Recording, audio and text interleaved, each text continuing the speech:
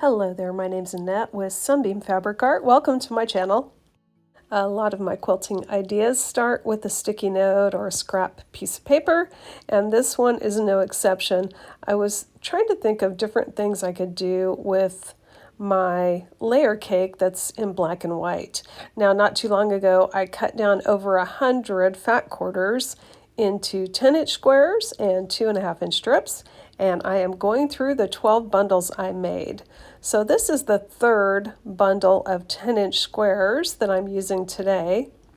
And you can see what I'm thinking about doing is cutting these layer cakes into strips, then putting the strips back together as half square triangles. And I'm thinking I'm using the black and white bundle for this and doing one set in the darker shades and one set in the lighter shades, and maybe changing it up a bit where one of the strip sets has 4 strips and the other has 3, just to get a different size going. Here is the bundle of 42 10-inch squares that I made from fat quarters.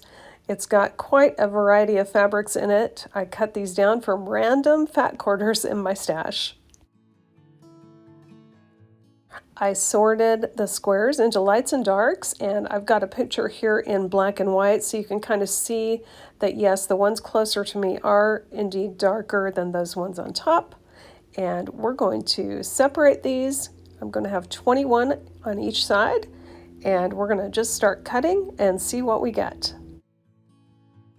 I did take a little bit of time to mix up my lights and my darks separately, kind of shuffling them up.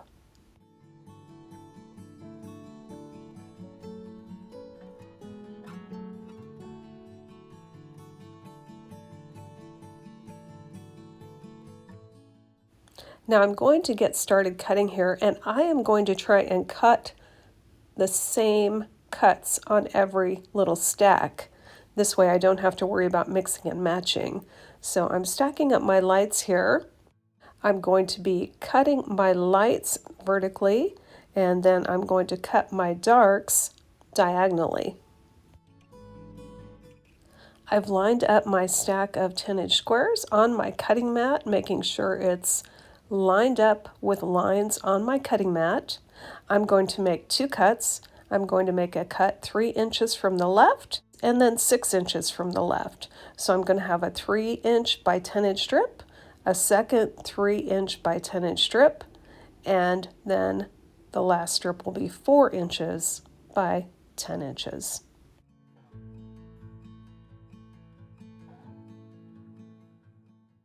In the same way, I'm going to line up my darker squares. I'm tilting them diagonally. I'm making sure the points on the left and the right are on the same line on the cutting mat. I've got the point on the right-hand side of this diagonal lined up with the farthest to the right cut line on my mat, the 0 line. Then I'm counting 9 inches over from my right this time. And for my second cut, I'm counting over from the right 4 inches.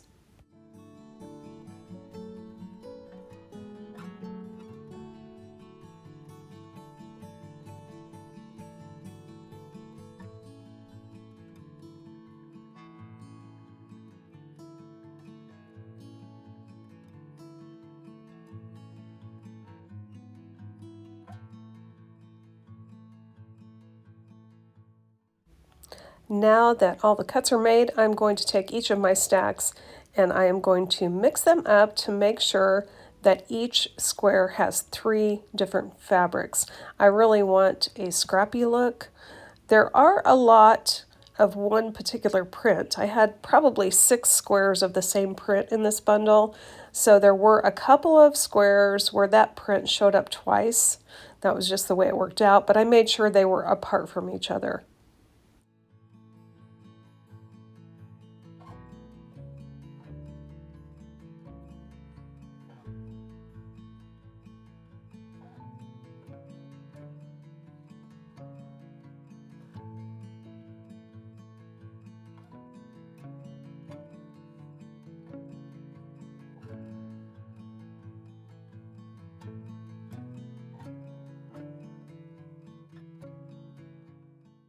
Once I had the dark fabrics all mixed up, I did the same thing to my lighter colored strips. Now it's time for me to turn on a movie or a show or an audiobook and just sit down and chain piece. I'm going to be sewing the two parts on the left first, then I will go back and add that third part.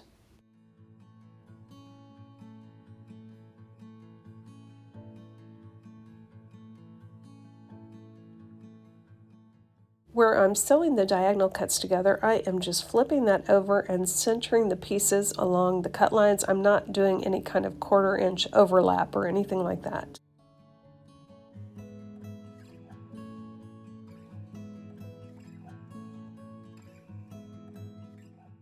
Once I had the first two pieces together, I broke my chain and started immediately adding that third piece.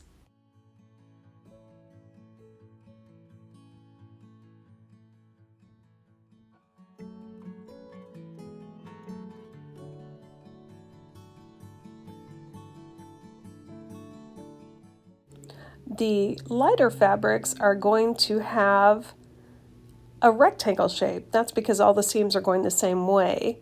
However, the diagonal cut shapes will have more of a square shape. I checked the size of a couple of the diagonal blocks just to kind of get an idea of what my blocks were going to finish to. However, we are not going to spend any time trimming these because we're going to make half square triangles first. The first thing I'm going to do is take the darker squares and I'm going to flip those over and I'm going to draw a diagonal line across this mostly square shape. My 2 points might not line up exactly, but I am using the horizontal line on my ruler to kind of line up with the seams that I stitched and trying to get a straight line diagonally across the square as best I can.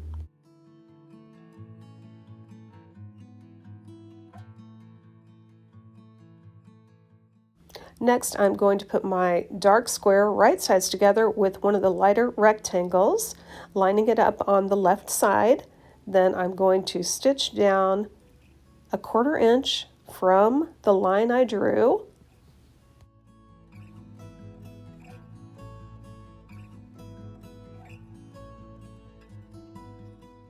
I'm going to flip this unit around and stitch a 1/4 inch from the line on the opposite side.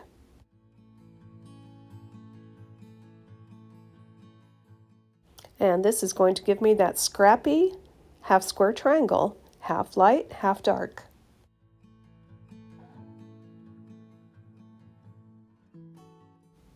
For efficiency, I'm going to go ahead and draw the line on the other 20 dark squares. Once I have all the lines drawn, I can chain piece these half square triangles.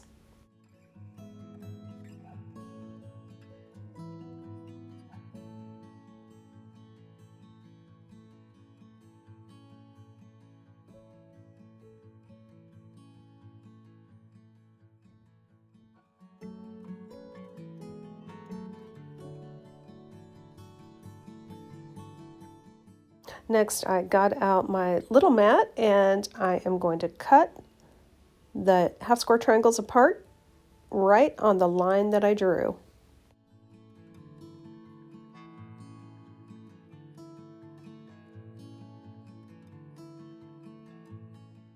Next, I pressed the units nice and flat. You might notice as I'm pressing, I'm using my ruler to check sizes. That way when it comes time to trim these blocks, I know exactly what I'm going to do.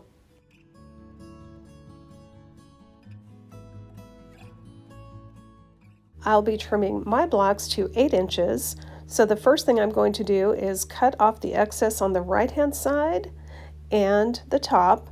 I'm using the diagonal line on my ruler to line up on that seam line. If you're going to make a half square triangle, you definitely want to use that diagonal line on your ruler because the patterns that you can make with half square triangles are pretty extensive, but they don't work if your diagonal line is not lined up with the corners. Once I flip the block around, I can line my ruler up on the left and the bottom with the 8-inch line on my ruler. Then I can trim off the other 2 sides. And I'm still keeping the diagonal line on my ruler lined up with that seam line.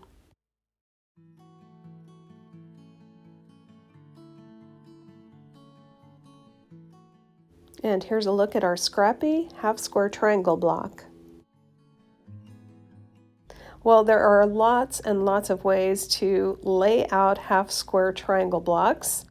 My first thought was a pinwheel type block. You can see that here.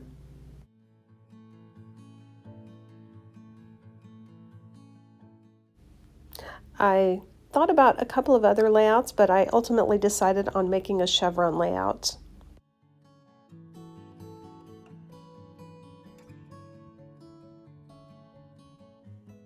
To build my chevron quilt, I'm going to need to make 2 sets of pairs, one with the 2 darks coming to a point, and 1 pair with the 2 lights coming to a point.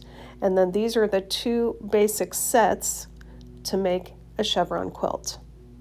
If you have an odd number of rows like I do, I'm going to have 7 rows, so actually I'm going to need more of one color pair than the other. In my case, I'm going to have 12 pairs with the dark point and 9 pairs with the light point. My quilt will have a 6x7 layout, so you can see here I've plugged it into Electric Quilt 8 here, and you can see I've got the 3 pairs with the dark point and 3 pairs with the light point, alternating rows. 4 rows have the dark point and 3 rows have the light point. Now, using the same half-square triangle block, I clicked on the shuffle feature and I'm shuffling these around so you can just see all the different things you can do with a dark versus light half-square triangle. I'm going to sit down at the sewing machine now and chain piece this quilt. I'm going to start by chain piecing my pairs together, then I'll put 3 similar pairs together to make each row.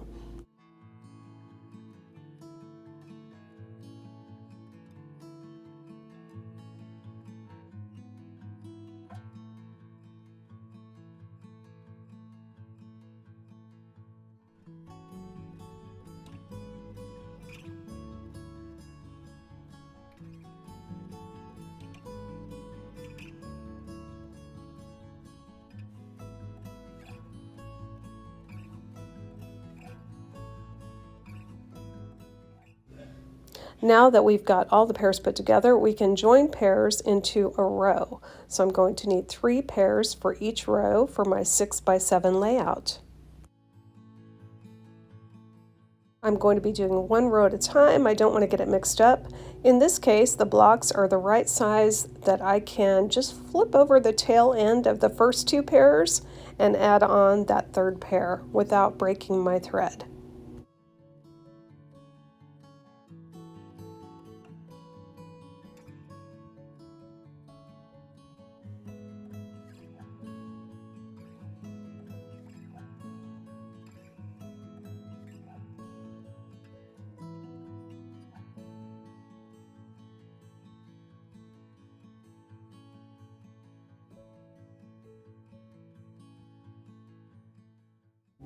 Next, I'm going to put my 7 rows together, making sure I'm alternating the rows with the dark point and the rows with the light point, making sure it lines up.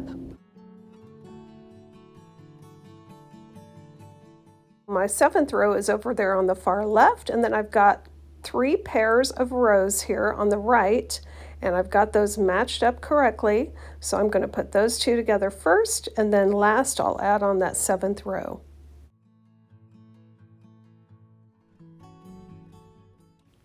Since these blocks have a few seams in them, I am using clips here to clip these rows together before I stitch them. I'm going to go ahead and clip all 3 pairs together first, sit down at the sewing machine and sew all 3 pairs.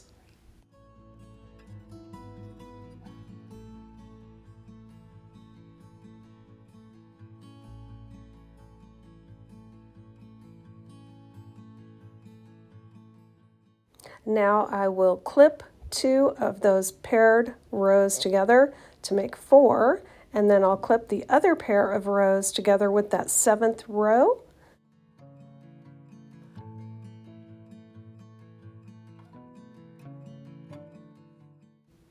Once I had all the seams put together and the quilt finished, I went around the entire outside of the quilt with a stay stitch. I just wanted to give you a look close up here. You can see where these points on my half square triangles are looking pretty good. And that is happening because I did use that diagonal line on my ruler to trim my blocks, lining that line up with the diagonal seam. Last, I took the quilt to my ironing board and pressed it nice and flat, and now we get a look at our finished quilt top. I've made a few chevron quilts and they all look different. This one to me feels modern and a little bit architectural, the way those scrappy seams are going different ways.